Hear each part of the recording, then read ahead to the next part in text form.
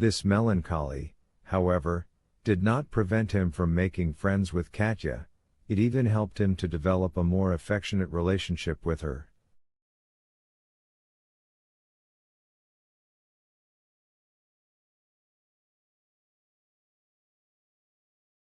She does not appreciate me, he thought. So be it, but here is a kind person who does not repulse me, and his heart again knew the sweetness of generous emotions.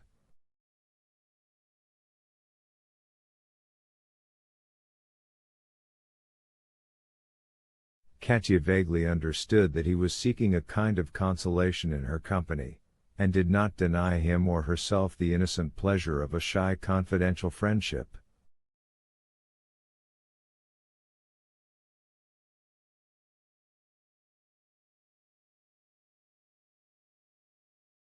They did not talk to each other in Anna Sergeyevna's presence. Katya always shrank into herself under her sister's sharp eyes, while Arkady naturally could pay attention to nothing else when he was close to the object of his love, but he felt happy with Katya when he was alone with her.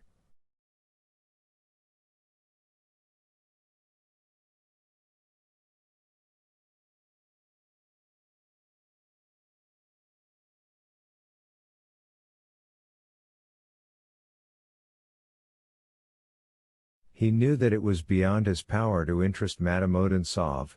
He was shy and at a loss when he was left in her company, nor had she anything special to say to him. He was too young for her.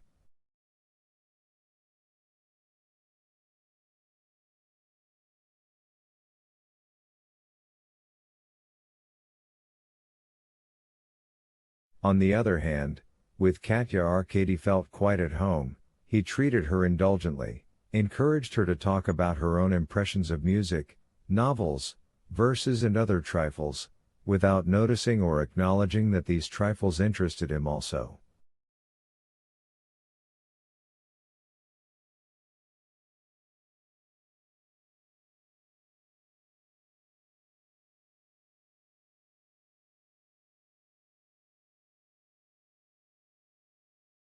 Katya, for her part, did not interfere with his melancholy.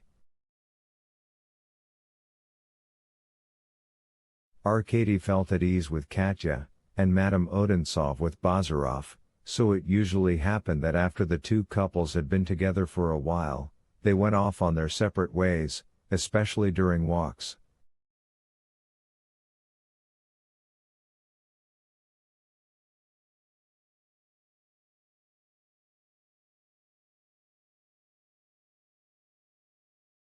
Katya adored nature, and so did Arkady, though he did not dare to admit it.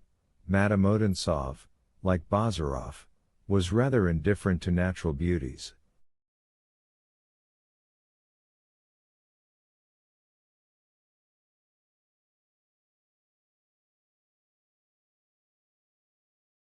The continued separation of the two friends produced its consequences.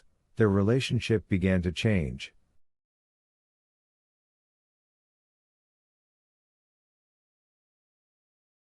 Bazarov gave up talking to Arkady about Madame Odintsov. He even stopped abusing her aristocratic habits. However, he continued to praise Katya, and advised Arkady only to restrain her sentimental tendencies, but his praises were hurried and perfunctory, his advice was dry, and in general he talked much less to Arkady than before. He seemed to avoid him, he was ill at ease in his presence.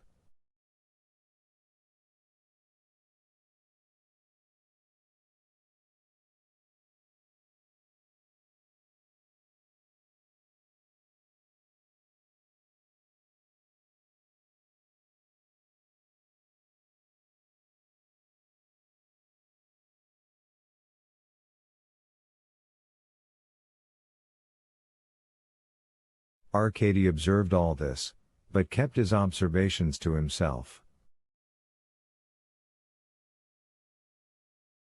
The real cause of all this novelty was the feeling inspired in Bazarov by Madame Odintsov, a feeling which at once tortured and maddened him. and which he would have promptly denied with contemptuous laughter and cynical abuse if anyone had even remotely hinted at the possibility of what was happening within him.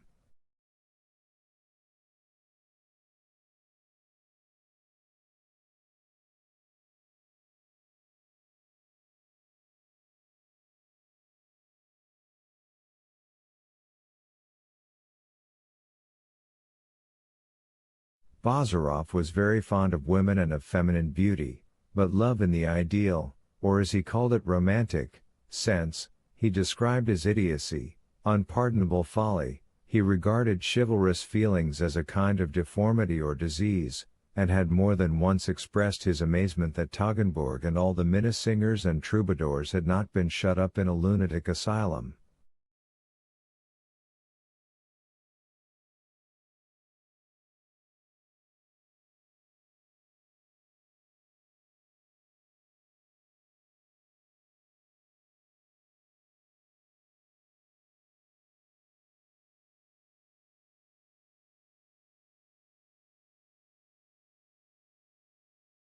If a woman appeals to you, he used to say, try to gain your end, and if you can't, well, just turn your back on her.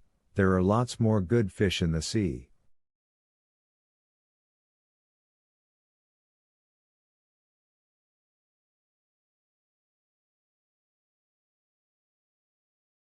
Madame Odintsov appealed to him. The rumors he had heard about her, the freedom and independence of her ideas, her obvious liking for him, all seemed to be in his favor, but he soon saw that with her he could not gain his end, and as for turning his back on her, he found, to his own amazement, he had no strength to do so.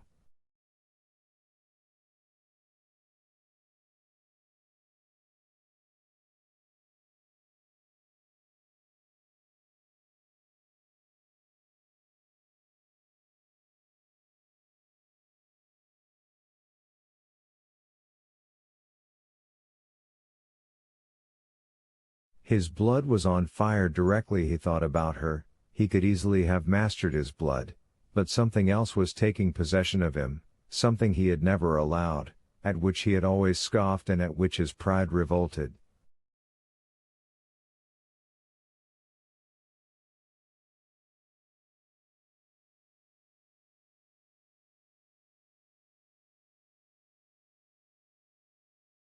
In his conversations with Anna Sergeyevna he expressed more strongly than ever his calm indifference to any kind of romanticism, but when he was alone he indignantly recognized romanticism in himself.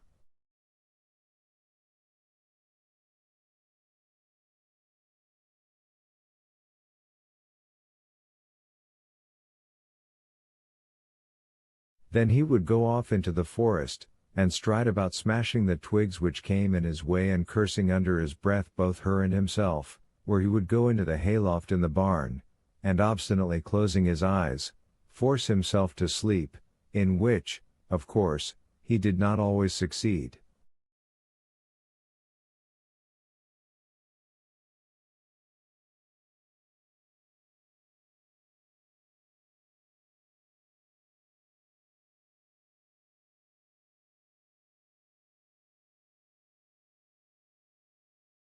Suddenly he would imagine those chaste hands twining themselves around his neck, those proud lips responding to his kisses, those intelligent eyes looking with tenderness, yes, with tenderness, into his, and his head went round, and he forgot himself for a moment, till indignation boiled up again within him.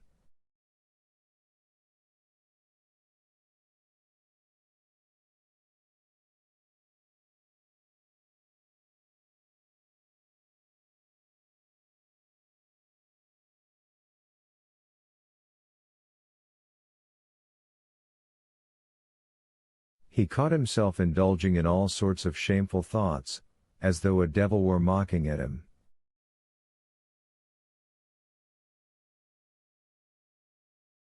It seemed to him sometimes that a change was also taking place in Madame Odintsov, that her face expressed something unusual, that perhaps, but at that point he would stamp on the ground, grind his teeth or clench his fist.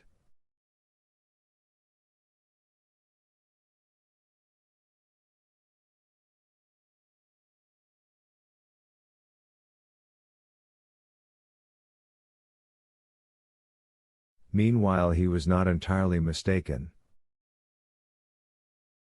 He had struck Madame Odintsov's imagination, he interested her, she thought a lot about him.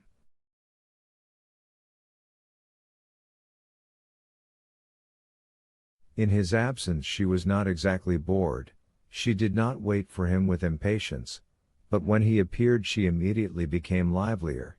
She enjoyed being left alone with him and she enjoyed talking to him, even when he annoyed her or offended her taste and her refined habits.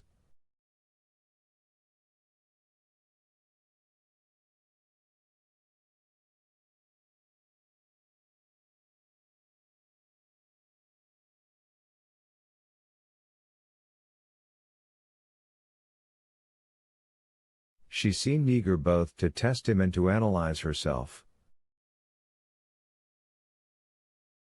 One day, walking with her in the garden, he abruptly announced in a surly voice that he intended to leave very soon to go to his father's place. She turned white, as if something had pricked her heart. She was surprised at the sudden pain she felt and pondered long afterwards on what it could mean.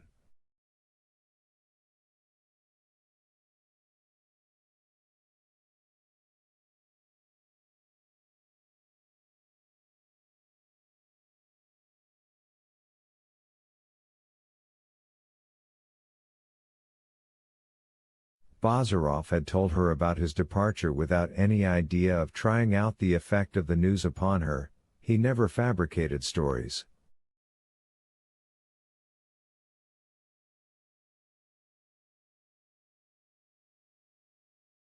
That same morning he had seen his father's bailiff, Timofeik, who had looked after him as a child.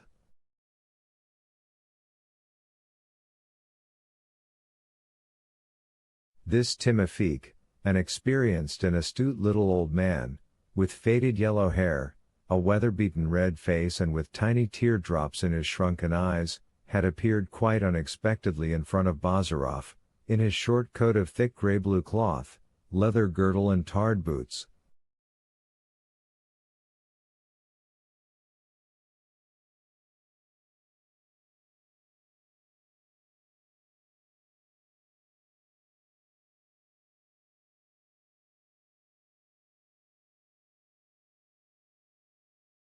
"Hello, old man, how are you?"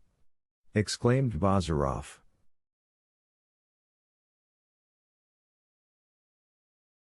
"How do you do, Yevgeny Vassilitch?"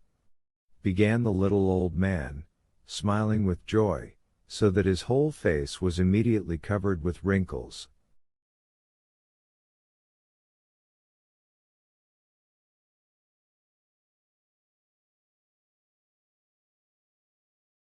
"What have you come here for?" "They sent you to find me, eh?" "Fancy that, sir. How is it possible?" mumbled Timofeik. He remembered the strict injunctions he had received from his master before he left. "We were sent to town on the master's business and heard news of your honor, so we turned off on the way, well, to have a look at your honor, as if we could think of disturbing you."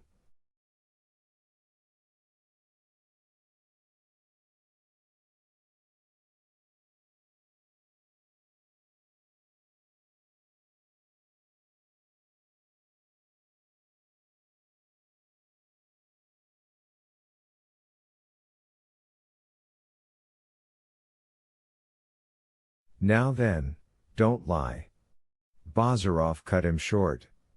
"It's no use your pretending this is on the road to the town."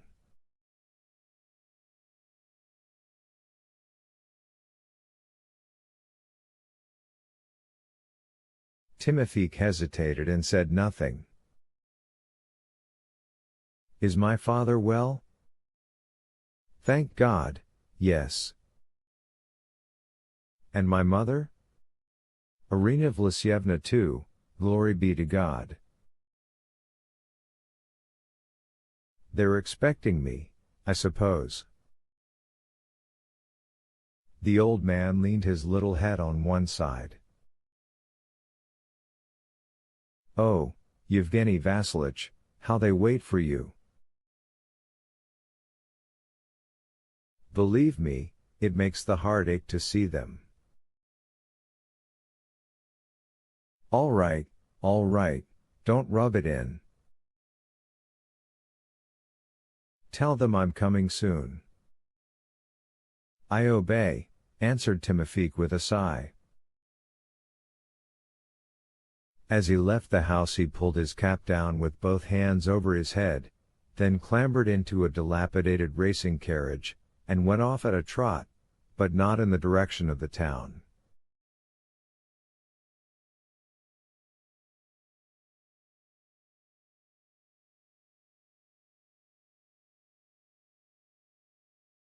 On the evening of that day Madame Odintsov was sitting in one room with Bazarov while Arkady walked up and down the hall listening to Katya playing the piano.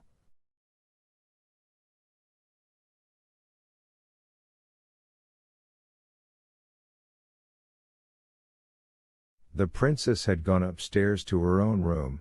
She always loathed visitors, but she resented particularly the new raving lunatics, as she called them.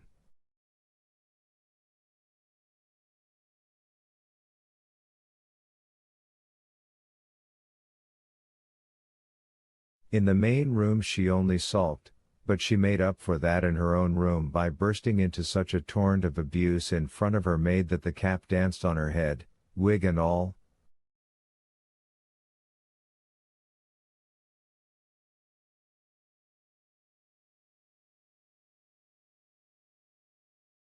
Madame Odintsov knew all about this. "How is it that you are proposing to leave us?" she began. "What about your promises?"